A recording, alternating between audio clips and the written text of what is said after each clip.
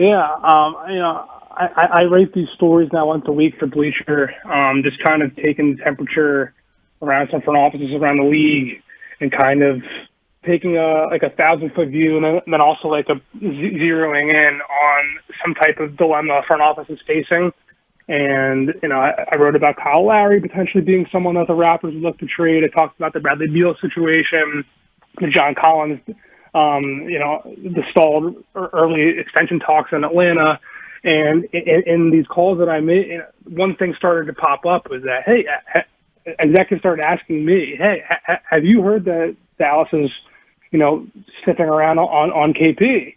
And the more I started asking other teams, it's definitely become clear that the Mavericks have made him untouchable. Have made him touchable. He's no longer untouchable.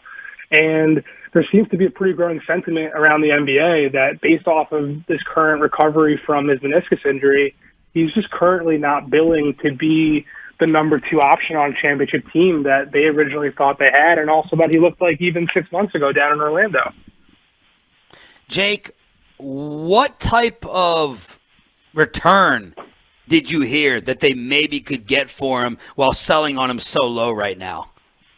That is the problem, right? I think there's 2 elements that are pushing against anything from happening here. It's the fact that he's got a really close relationship with Luka, and also the fact that he is definitely considered damaged goods around the NBA right now. I mean, at this point, the defensive numbers, like we mentioned in the article, are pretty porous.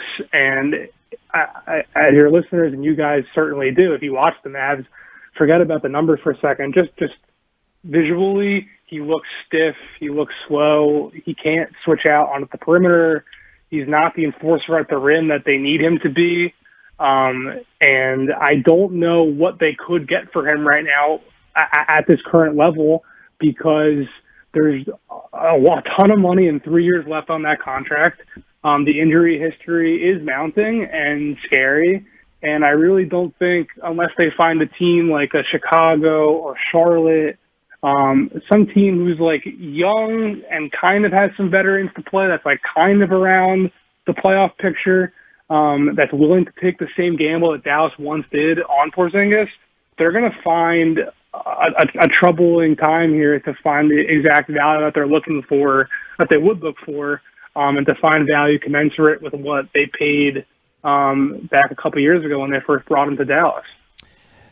Even with dealing KP, let's say with the move they were to trade him, do they have the ammo with him to get a true number 2?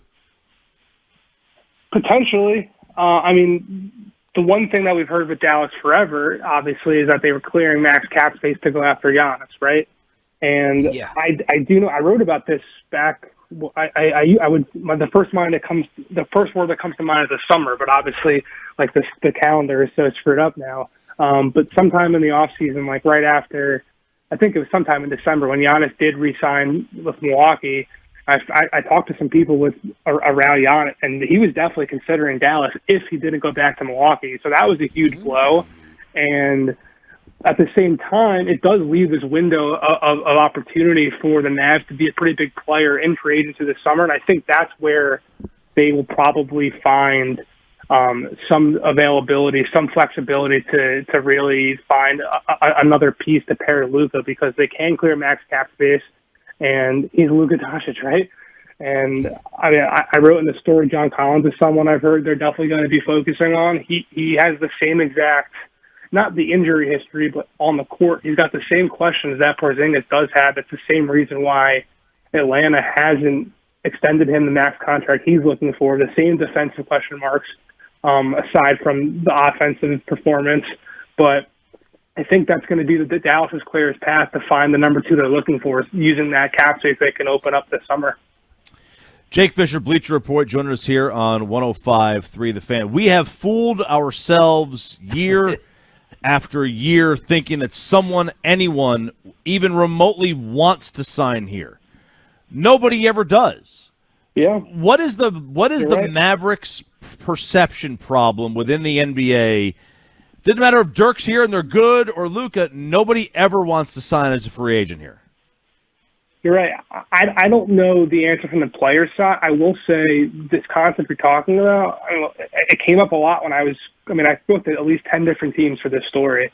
And there's a sentiment definitely amongst other front offices that the Mavs are really good at projecting that they're involved in all these conversations. And they kind of have a reputation a bit like Boston, where every time a deal gets done, right, there's some report that, Danny Ainge and the Celtics were offering X, Y, and Z, or, they had so-and-so on their big board. It's not to that degree, but I think it sounds like other teams believe that Dallas has done a really good job of portraying that they're involved in these free agent signings more so than they actually are, if that makes sense. Wow, that is so interesting. Jake Fischer is joining us from Bleacher Report here on Shan RJ. He's got the book out, Built to Lose, How the NBA's Tanking Era Changed the League Forever. What have you heard about Luka? Do you think, my biggest fear, I don't even care what the Mavs do this season, Jake. I just don't want to tick this guy off. I don't want to piss off the golden child, and I don't want him looking at greener pastures and creating his own dream team somewhere else. Now, Cuban addressed that and said, "No, he's a lifer. He's just like Dirk. He absolutely loves the organization, blah, blah, blah." What's your thoughts on that?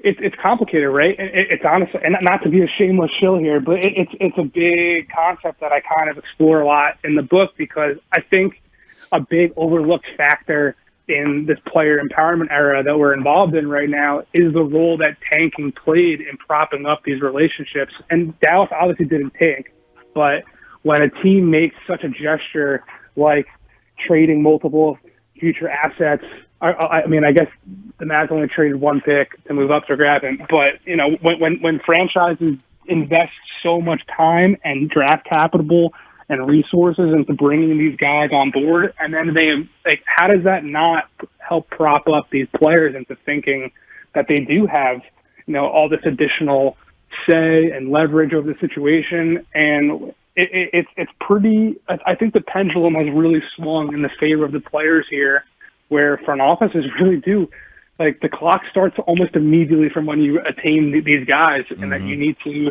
build a system around them that's complementary to them. You need to bring in a coach that can maximize their potential. You need to, the Porziņģis situation right here, you need to pair them and supplement them with complementary pieces. And sometimes it's a dangerous game. You can go to the nth degree and ultimately be like New Orleans, and they got really lucky winning the number one pick with Zion, right? But franchises do. The Rockets did everything they could to build around James Harden, every single thing they could. And obviously there's some complicated things there with the Daryl Morey China stuff and the new owner taking place. But there's similarities with Luka and Harden in terms of their playing style, obviously. And I know his antics with the referees and complaining has started to get some attention around the league. There's definitely some whispers about him in terms of the accountability stuff, where he doesn't really have the same type of accountability and the same type of microscope on him in film sessions that other players do. And it seems like he's being catered a bit inside that team and those facilities. But you kind of have to do it, right? Like you said, you don't want to piss off the golden child, but there's definitely a line that you got to balance at some point too. Jake, what do people say about Rick Carlisle? Is he? We're biased. He listens to the station, and he doesn't cuss us out. I used to be afraid of him, and now he says we ask great questions. So we're not objective anymore. We're in love with Carlisle, and I've always does this championship give him too much of a pass, or should he catch a little more heat for this season? And maybe the Mavs not doing very much since winning the title in 2011. I think you characterized the situation spot on. I don't know how much I'd be willing to say publicly on this, but I would say that I think the concept of him being in Dallas forever is starting to not be as rock solid as it used to be, for sure. And I know that Luka, or it is said that Luka has a really close relationship with Jamal Mosley. It's like very easy to become best friends with the assistant coach or love the assistant coach when he's not the guy, yelling at you every night. But yeah, Carlisle's reputation from the championship has done him a huge service, and he's clearly one of the more respected coaches in the league. I think he's a brilliant guy. Every time I've flown down to Dallas a little bit over the last couple of years, every time they're in New York, that's where I'm based out of. Once you get over that intimidation factor of him in a press conference, he is one of the brightest minds in the NBA, and there's no question about it. Especially, there's a story I've reported and wanted to run out for years now that just haven't done about going 2 for 1 in the strategy at end of quarters, and he by all accounts is the godfather of that strategy, which obviously has permeated the league. So he's a brilliant guy and a very respected coach. But yeah, I would say that I don't think he's by any stretch going to be the head coach for all of Luka's career at this point. I don't think that's a guarantee. Do you know what Luka's relationship is like with Rick?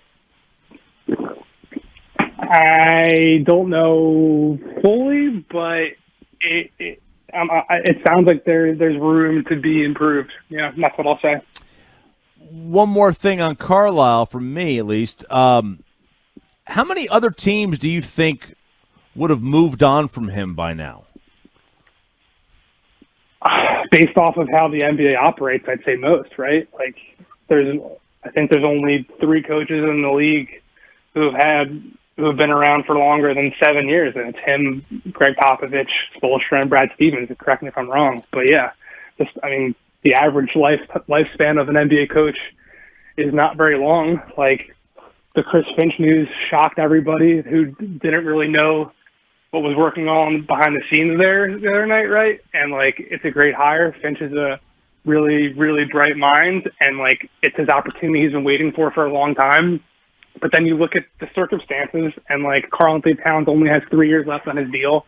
The D'Angelo pairing hasn't worked out, and the clock's kind of already ticking there too, even though he just got the job. So just based off of circumstantial evidence, yeah, I think I think he probably wouldn't have run as long somewhere else.